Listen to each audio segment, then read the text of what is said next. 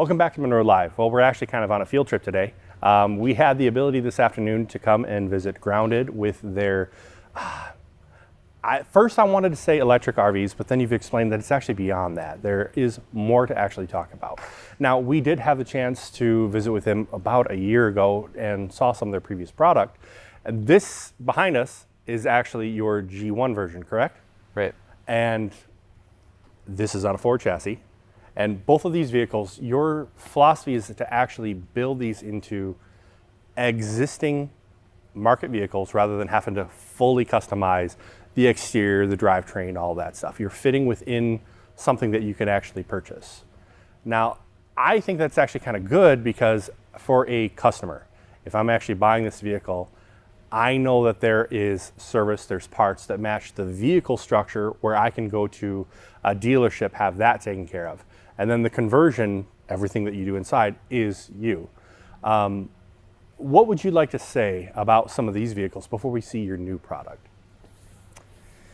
Well, yeah, you're exactly right. We build on top of existing platforms, chassis from the big OEMs, and we build for a variety of use cases: mobile medicine, mobile dental, mobile pet grooming, mobile offices, mobile classrooms, marketing vehicles. So we really do sort of a whole variety of use cases, where RVs, where we started, is one of those, but we're really building these sort of experiences on wheels, putting businesses on wheels.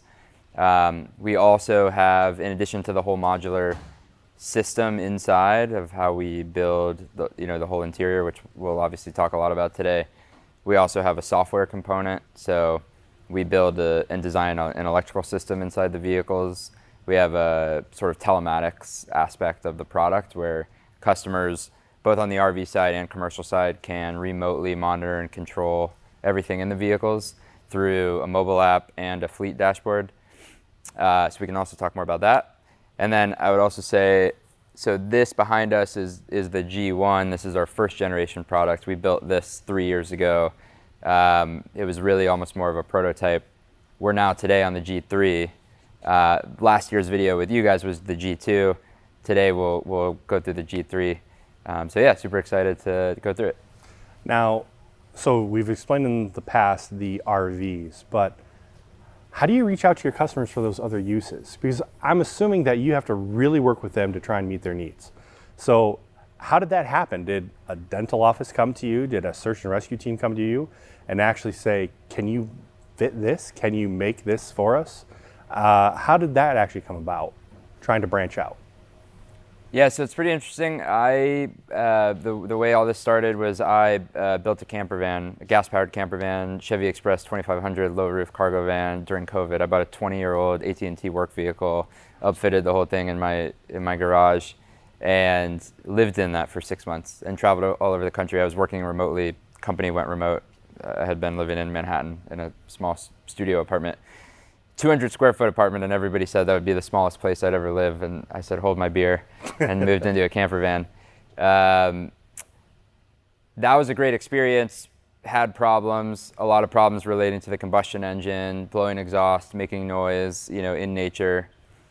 Wanted it to be electric. Also saw problems with the way RVs were being built, some of the features or lack thereof, software, things like that. So original sort of concept was electric camper van, and obviously we've grown since then. So we started with the electric camper van. We unveiled this in 2023, I think, beginning of 23. And when we launched it, what was interesting was that we had a lot of camper customers come to us and obviously have interest in the product. The main point of feedback, by the way, then was the range. So this was built on the Ford E-Transit, which in that model year and still today, it's not that much more yet. The range was relatively limited. It was 120 or so miles of range, which is one of the reasons we build on the Bright Drop today, which has now 286, almost 300 miles of range. Nearly double. Way more than double, yeah. So we can also talk about that. But we launched the product, and almost right away we had businesses start reaching out to us and saying, can you build something for our business, for our use case? on an electric platform. And so this shift or really expansion, evolution to serving mobile businesses, mobilizing businesses was really driven by people reaching out to us and asking if we could build for a women's health van, dental service van, all these other use cases. Now you have options. So for the actual product, what we can do within the vehicle, what we can do within that structure, how do the customers, for whichever use they want to do, how do they work with you and work with the company to actually figure out what they want and how they design this product for themselves? Right. So for the RV customers, we just launched our configurator, which has been a delight for us, but especially for our customers. So we have an online tool that we developed where they can configure the RV layout the way they like it, with a raisable bed or with a D-net layout or a fixed bed, with or without shower, with big kitchen or small kitchen. They can select everything down to the materials and send to us. We get that report, and then we do the final tweaks, and they're ready to go, more or less. So the whole thing can be done in a day. So it actually helps that customer and their own time in their own space. They have the freedom to be able to play with everything that you've been able to provide into the vehicle. Very important. Even just being able to do that without the hassle of even working directly with the salesperson up front is important for a lot of people. They just want to see what is possible, whether or not they want to actually commit to something later on. So. That's right. And I mean, some people want both. People want to talk to a human. Some people want to talk to a human. Some people don't. We get all of it. We get the, don't call me, like only email me.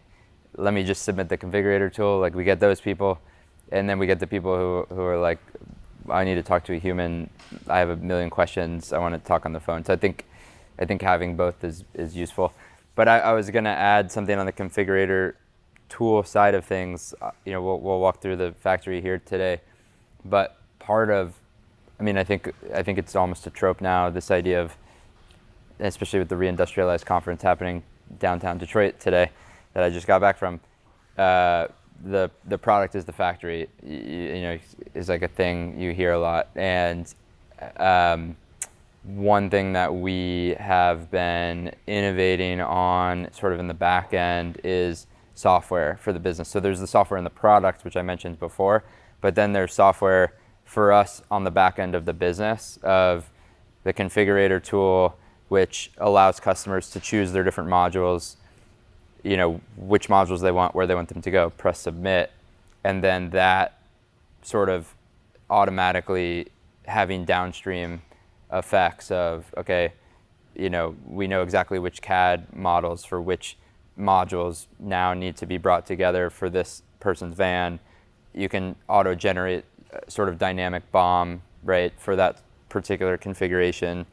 Inventory ordering is not super automatic for us yet, but it's easy to imagine a path to that. So I think there's a whole like pipeline there that we're working to build on the back end to make this modular customization scalable. Because what we don't want to be, or what I guess I should really say, what we can't afford to be, is like a build your own dream van custom shop where you come to us, with anything in the world and we'll build. I mean, as much as I personally would like kind of love to do that, it's hard to scale the business that way. Hard to scale, and then you cannot estimate pricing. It's going to be what it is in the end. So we're going to look through a few things. I think at first what we should do is start with the G1, see where we were, how we got there with the manufacturing process, and then see what is capable for today. This is the G1 interior. It is a Baltic birch plywood that we use throughout the vehicle. So I think that one of the nice things about wood, there's a few nice things about wood.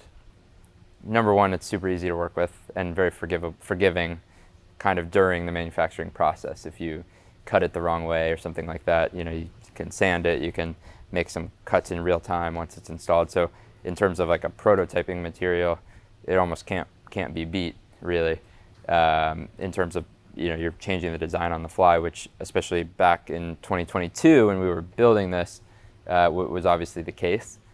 Another really nice thing about wood is the aesthetic. So and I think the reason why you see in a lot of billion-dollar RV company camper vans, you see this faux wood aesthetic of this plastic veneer that looks like wood and it's not wood. But the reason why they're even trying to emulate the aesthetic is because it's a nice aesthetic. It gives this sort of cabiny, interior, warm kind of feeling.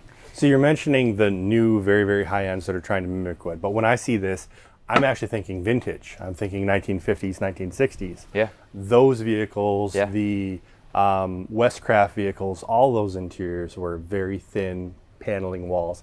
And they gave this type of look. Yeah. That's a styling thing. I actually kind of like it. But beyond the style, you have all the compartmentalization and the ability to somewhat be, I don't want to say, but a Lego kit. I can put in what I want where, and I can have individual features that can be built within your manufacturing process. Now, this is very, very early. We will see what it looks like in the newer versions.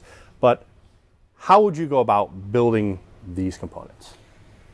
Well, there's a couple things that have far outlasted the G1, and one is this idea of modularity, right? So all the way back to this product, we launched with this idea of, the thesis here is that, and again, at the time we were only doing the RV, the camping product.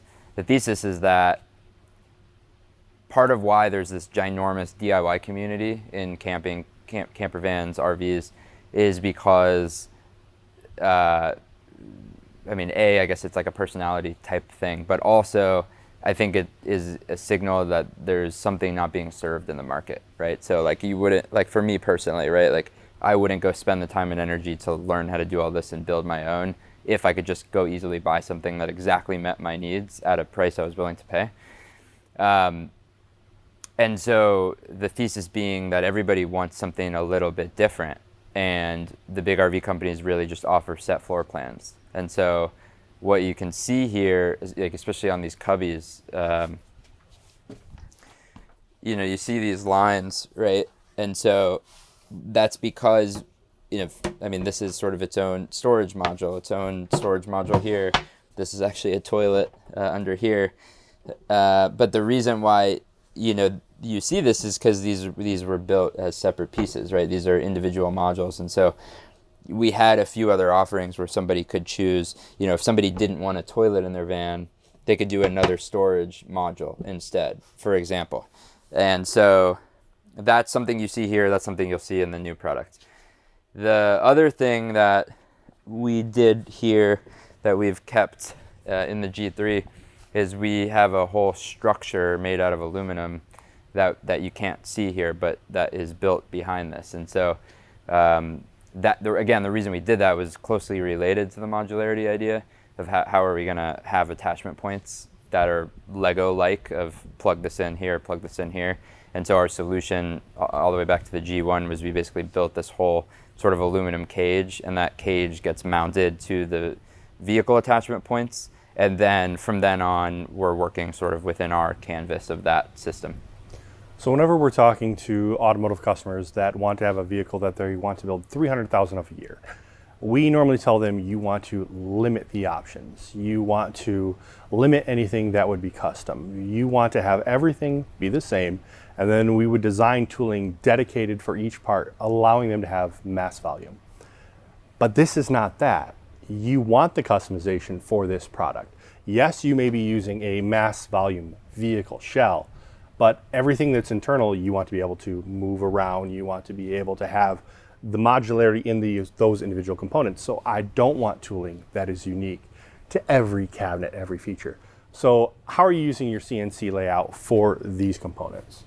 Well, I just want to say one thing actually that's kind of interesting about that. I do think that when we'll go look at the CNC machine and talk about how we're not doing custom tooling like that. But I do think that there's a world where you're doing something like this at volume, and then the idea is we have a catalog or menu of components, right? menu of modules that people can choose from. So we've got the overhead module, we have the bench module, the kitchen module. And so, I think theoretically there's a world where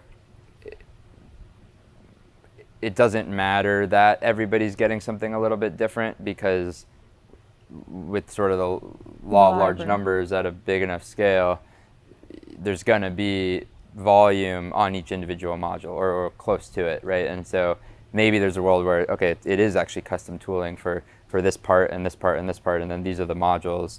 And then I think what needs to work really well there is this modular attachment system. But that's not how we're doing it today. We're using the CNC, so yeah, we can talk about that. All right. So raw material stock, our CNC cutting table. This is all you really need currently to build all of your different cabinets, all of the modular structure that you're putting within the vehicle, correct? Plus some welding. Plus some we have welding. A welding Okay. station over on the other side. So as you said, you have this configurator. A customer can order, this is the cabinet that I want, this is the cabinet that I want in that position. I don't know how far your manufacturing system is built out yet, but for that cabinet, this is the print that we need, and you can send that print directly to here, and it'll automatically cut out what was ordered. So in working through this, how have you found that to actually build out these vehicles? You've built quite a few now. How many is the total so far? About 20. About 20 of these vehicles, 4 different customers. I'm assuming some different configuration between them. So you have some experience with this process. How long do you think it would take you start to finish to actually build a vehicle if the entire build was known up front and they didn't try and change things later? Well, our capacity right now in this facility is about 4 vehicles a month. Okay. And that's with some customization, actually. So I think we could probably build one from start to finish. If we had a fleet order for 50 of the exact same thing, I think we could pretty quickly get to a place where we could build each vehicle in, call it 2 weeks of absolute time. And obviously we could be building multiple in parallel as well. Now, for the people that may be viewing this, I don't know how much you know about the CNC cutting tables, but these are not just for low volume. Within Munro, I actually had a project a while ago where I actually had to tear down a recliner from a big box store, taking the entire cover off, figuring out what was inside this thing, and the entire structure of that recliner was done on a CNC cutting table. The panels were designed to have interlocking tabs, very similar to Legos, to tell itself how to assemble. So even on something that's going into a big box store, being shipped all over the country, this type of technology is used in both high volume and also for low volume and customization. Yeah. So you do have a wide range of possibilities. Yeah. This isn't just introductory, because not too many people are going to have this in their garage to start this out and try and do this. So it takes some skill, some effort to be able to develop that. That's right. I think the important part here is the devil is really in the detail and is in the material.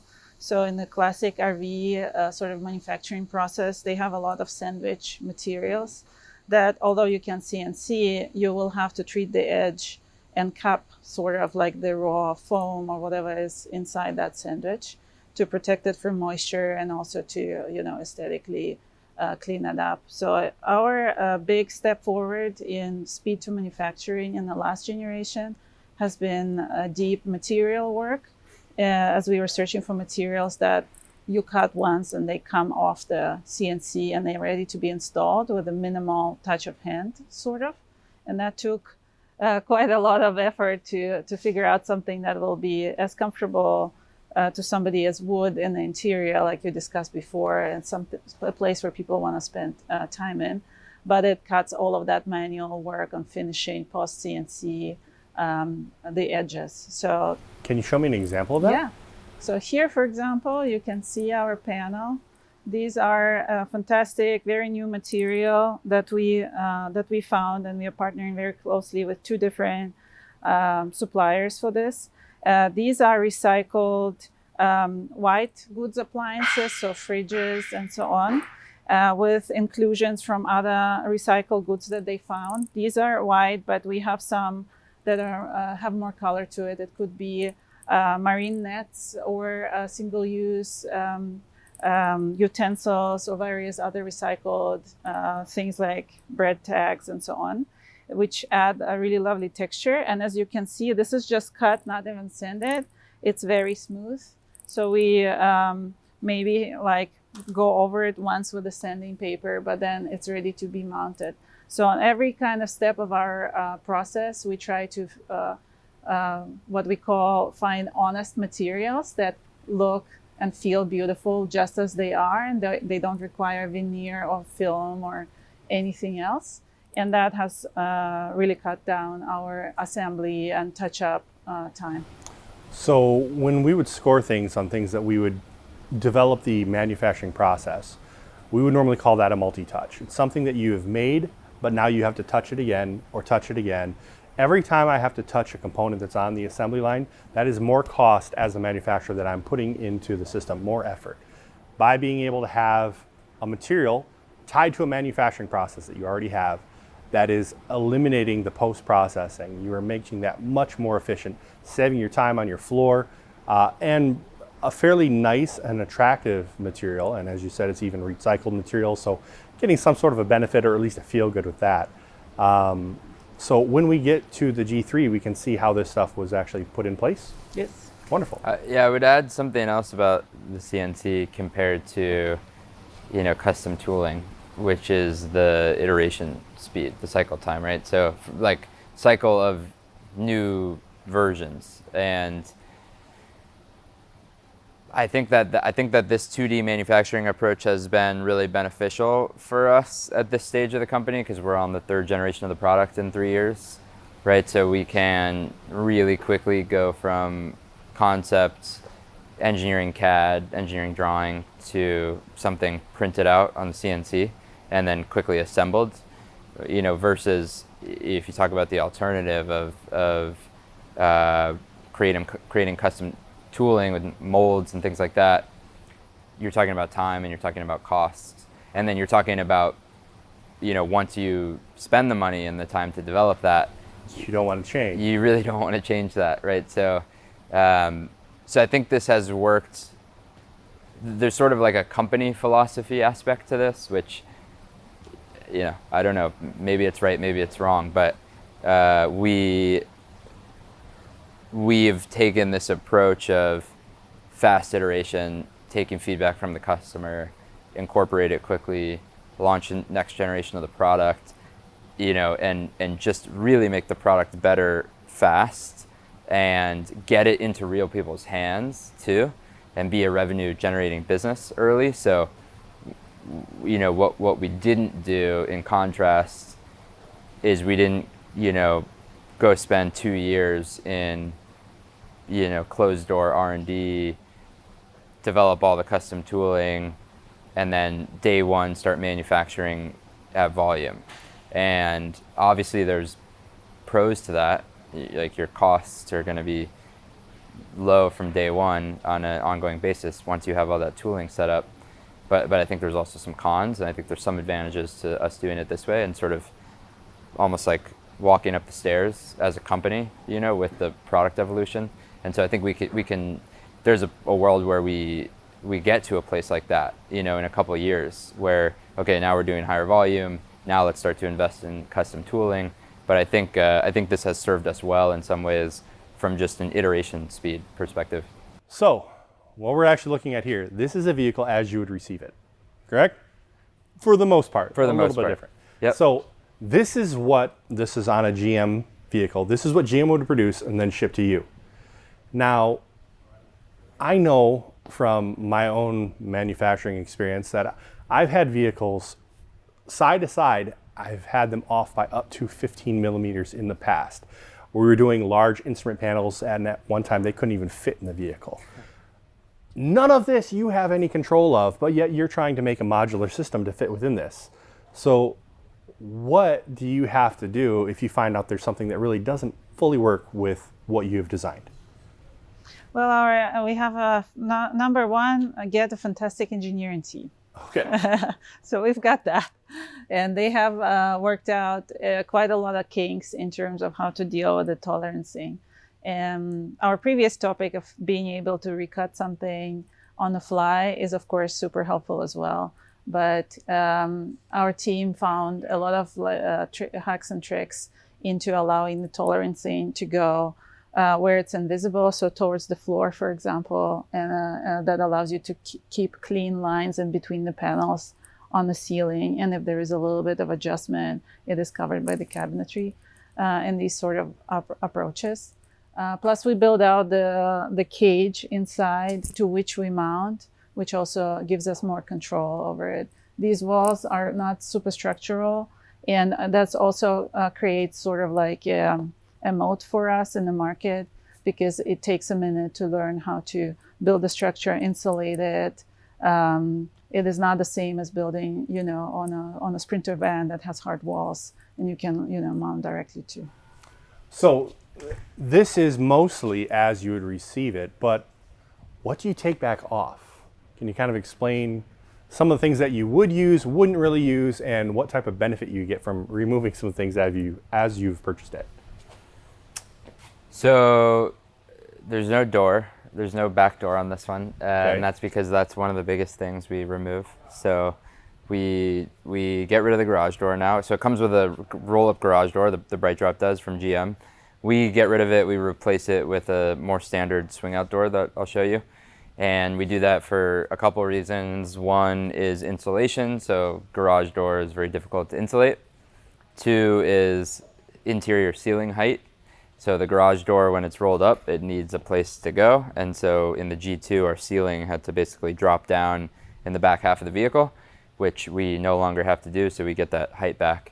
And we can also mount some things to that rear door, as well as put a window in it on the G3. And so we get sort of a bunch of advantages of getting rid of this garage door that maybe was convenient for deliveries, which was sort of the original design intent of the vehicle, but doesn't serve us so much in some of these other verticals. Other than that, some other little things. We get rid of the interior lighting. There's some pieces it comes with.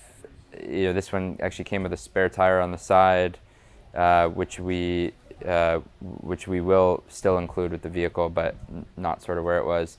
So there's some other light things, but the main one's the garage door. And other than that, we'll basically use this as the blank canvas, and we'll build our structure. We'll insulate all the way around and then start to attach our modules. So as purchased, taking that vehicle, removing the components that you've determined you don't need or need to get out of the way for your design. These walls are not structural walls, and also they're not within the tolerances that you may need them.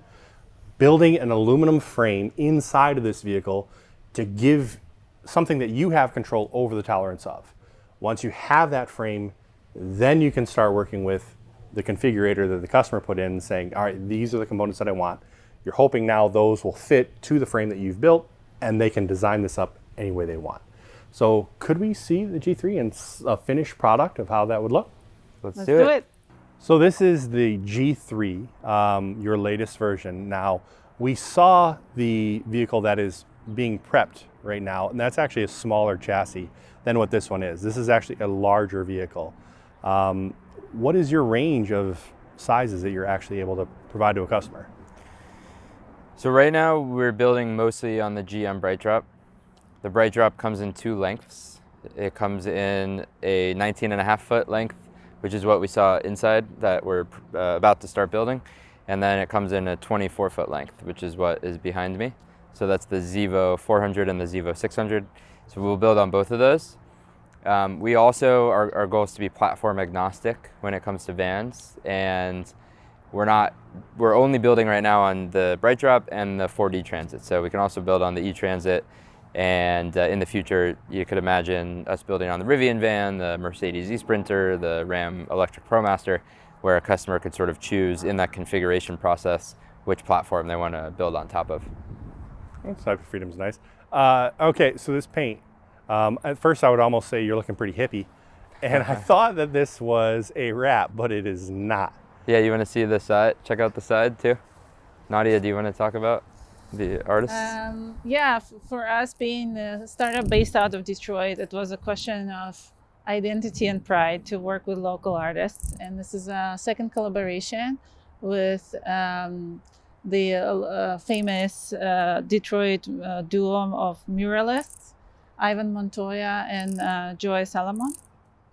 We saw their exhibition at New Lab when they were in residencies there, and the title was Neon Beige, and we were like, that's us.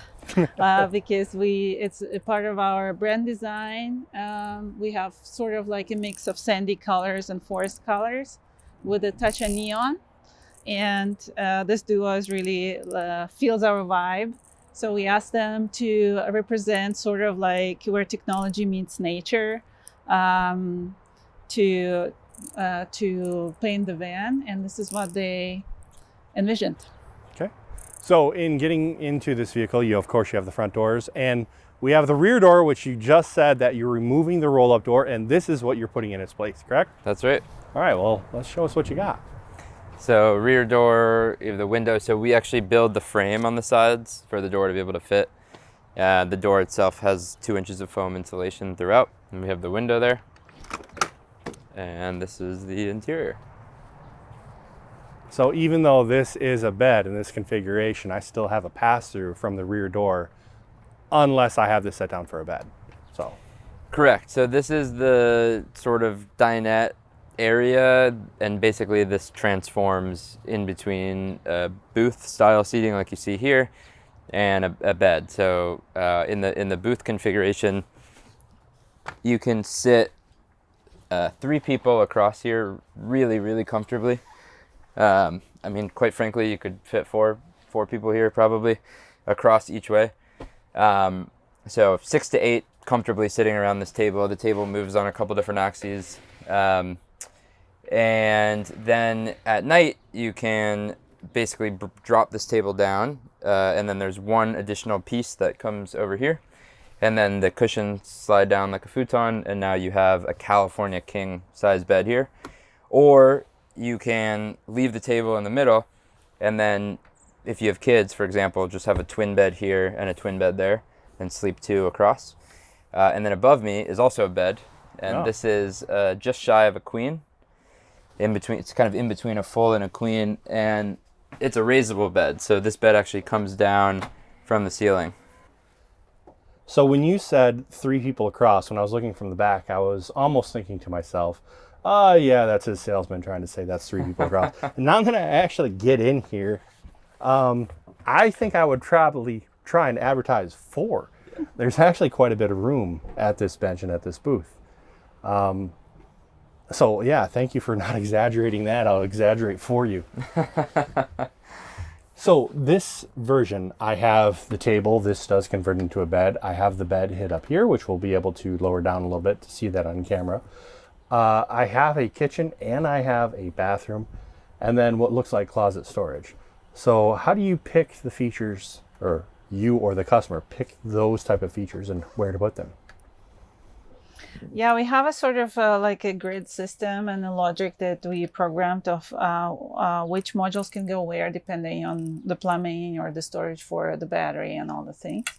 And so every customer has a clear list in the configurator of what can go in every given spot, and they go through it and they pick. So this is for travelers that cook a lot, so they would have picked a large kitchen with 2 surfaces, but those that don't need it could also have a little work desk here in this area. If they party a lot, they can also add a chest fridge down there. They can choose to have a dishwasher and so on and so forth. And then the next module is the shower. Some customers are happy with the outdoor shower and want more storage, but it has definitely been a hit of our build, a proper, comfortable shower with the portable toilet in there. So most customers will choose that module. And across from it is now a tall cabinet, but there are also a bunch of options. There could be another desk in there, or storage for skis or things like that. So you've said that you've built 20 so far. Do you have a backlog of orders? We do. We're about to start building a bunch more. We're waiting on a bunch of chassis to come in so that we can start those. Cool. So for me, I'm not an RV person. So being not an RV person, I'm also very, very critical of RVs from time to time. The thought process behind why would you want one? What is its use case? But once you see how many people actually love these things and actually purchase them and use them, you realize that even at a price point that's more than I would be willing to pay, there is still a market, and there's still a lot of customers that do want something like this. So though I may not be a customer myself, more and more I'm respecting the fact that there is a market, and there is a market for a wide variety. Some people want something that they can just tow. Maybe they want towable and they want solar panels on the top. Something that you can directly drive. Something that, am I going to go across country? Am I just going to live in this? Am I going to be somewhat local? As you said, a food truck or an emergency vehicle.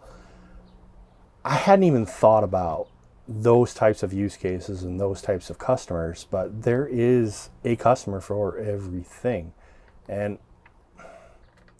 I almost have to be apologetic for how critical I may be for some of these things, in the fact that no, I may not be the customer, but there are a lot of them. So I'm impressed. Thank you very much for impressing me. We appreciate it. Yeah. And actually, you just reminded me when you mentioned solar. I don't even think we talked about that. We have 1,000 watts of solar that we put on the roof. We haven't really talked about the electrical system. And that's what this is. This is an electric vehicle. We talk about the range. That's great. Yeah. And I'm assuming the most of that range is coming with the vehicle itself Right. from General Motors. But Right. what are you doing to try and make the most out of that battery or provide more? And how are you using that electrical? So we add additional batteries. We add a 48 volt battery system inside the vehicle, starting at 10 kilowatt hours. We can go higher than that. And that 48 volt system is what powers all the interior electronics. So the raisable bed, the induction stove, the microwave, the water pump, the hot water heater, the Starlink for internet that we put on the roof of every vehicle. And the reason we do that is so that, number one, so that we sort of have full control over the house electrical system, and don't have constraints on when that can be turned on and how much power can be pulled based on GM, but instead we control all that. We have our own inverter, our own DC step down converter, those things, directly charging it from solar, from the shore power hookup. And that system can be charged in a few different ways. It can be charged directly from the vehicle battery. So, and in this model, in the 2025 and earlier model year bright drops, we can do up to, about 3 kilowatts of power from the vehicle battery to the house battery. But in the model year 26 bright drops, which offer power offboarding, we can pull 7.2 kilowatts from the vehicle battery to power our system. And so that's going to be a really great feature for customers who have higher power requirements, or who want to be off-grid for longer, right? Because you have this, that really was part of the original vision of why does this make sense with an electric vehicle? And it's because you have this one of the reasons is you have this giant battery that you can pull power from. So being able to pull 7.2 kilowatts directly from this 173 kilowatt hour vehicle battery, like now all of a sudden, you can go off grid for a long time. You've got 1,000 watts of solar that's going to be charging your house battery. You can charge your house battery at a rate of, 7.2 kilowatts from the vehicle battery. And so that's really a lot of sort of independence for the user. The consideration is how much range do you need. So obviously if you're draining the vehicle battery, then you're eating into your range. But that's a trade-off that the user can make. So they can see in the Grounded app, how much power they're pulling. They can turn that on and off, like whether to pull power from the vehicle battery. And so I think that's awesome for like the user to be able to go out and sort of make that conscious decision of, I'm going somewhere where I'm only going to need 50 miles of range to get home or get to the charger after my off-grid adventure. Or if it's a commercial customer, they're at an event, right? Or they're at a facility where they're offering mobile services. So they can do all that calculation, and the Grounded app helps them do that calculation of, okay, if I want to run for this many hours and I need this much power, I can pull this much power from the vehicle battery, and at the end of 4 hours I can pull all this power and do, I'm making this up, 8 kilowatts, continuously for that full time period to power all my equipment, and then at the end of all that I'm going to have 100 miles of range left over to get back to my depot or get to the EV charger.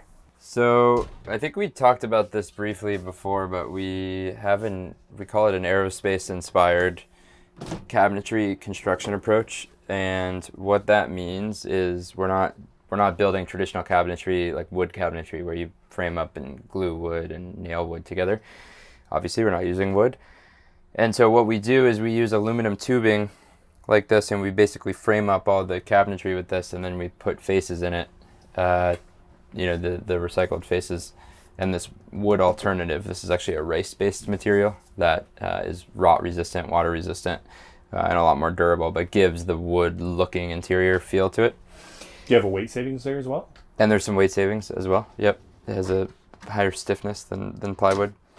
And so the advantages of this approach of this sort of tubed aluminum aerospace inspired design is that, one, the durability is going to be way higher than traditional cabinetry. So in traditional RVs, that's a common complaint from customers is things warping or breaking over time, humidity, being exposed to the elements.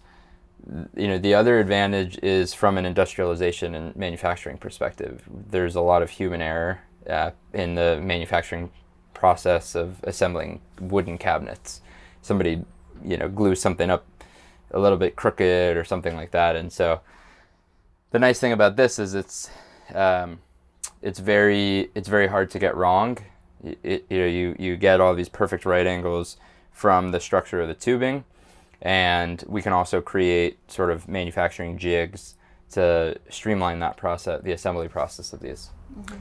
And using your CNC machines to the fullest extent, I'm noticing all the little notches that you have for the hand pulls, rather than having actual drawer pulls that are sticking out. Now, this is a small vehicle, especially if you're comparing it to your actual kitchen at home. Mm-hmm. So if you tried to put handles and knobs on there, you'd risk catching on yourself as you're trying to walk through the vehicle. Mm-hmm.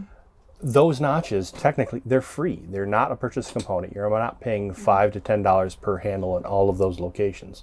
So it's beneficial because it can be done on your CNC machine. You have a nice finished edge from CNC. You have a decorative edge from the raw material that you've actually selected. And you have this streamlined design that's not going to catch on your clothes when you're walking through. It almost seems like you're getting a lot of benefits from something that you didn't pay for. Definitely. Remove parts. Yes. Remove parts. We just recounted everything that went through our head for weeks as we were designing this. And the devil was also, it's a moving vehicle, so usually the handles are also latches. And we had really bad experiences with those. If they're typically plastic parts, they're very breakable. And so even more benefits than what you just said, right? So we switched to really powerful magnets, and we also curated the hardware and the rails, the soft close rails, and the whole sort of drawer hardware to make sure that we sort of like proof the manufacturing from who is installing it. It doesn't have to be a person with 30 years of experience of like detailed, handle work. Also the rails and so on, they have some give, so you can calibrate it after installation. So all of that is top of our mind as we are designing. We're designing immediately for manufacturing and for usability. So a year and a half ago, you brought one of your vehicles to Munro for them to review. I was not there. I was not able to actually see it. So this was my first introduction today, and I want to thank you very much for showing me around, showing me your vehicle. And thank you for the inspiration of doing something new, something a little bit different, and building them right here in Detroit. So we do thank you for that. To Sam and Nadia here from Grounded, thank you from me. Is there anything that you would like to say? You can check out our website, groundedrvs.com, and we have a chatbot you can talk to and go through each different vertical and see more information. Thank you very much. Thank you. And thank you for watching Munro Live. I hope that you have a good day. And if you'd like to stay tuned for other videos that we may be coming out with, if you're not subscribed, please subscribe. Have a good day.